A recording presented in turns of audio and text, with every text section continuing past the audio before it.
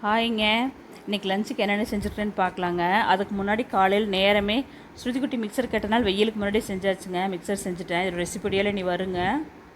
மத்தியானத்துக்கு லஞ்சுக்கு வந்து மட்டாரி, நல்ல ஒரு மாங்காய் ஓட்ட ஒரு மீன் குழம்புங்க, தயிர், மத்திங்க, மத்தி வறுவல் சூப்பர் டேஸ்ட்டாக இருக்கும். வறுவல்னால் மத்தி தான் சூப்பராக இருக்கும். நல்லா ஒரு மாங்காயோடு சேர்த்து ஒரு மீன் குழம்பு போட்டு சூப்பராக இருக்குதுங்க. மத்தி வறுவலோட நான் சாப்பிட்றேன். இதுலேயே மீன் குழம்பு ரெசிபி வருது.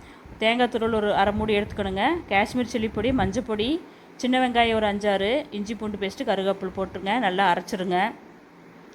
ஒரு மண்பானை அடுப்பில் வச்சுருங்க.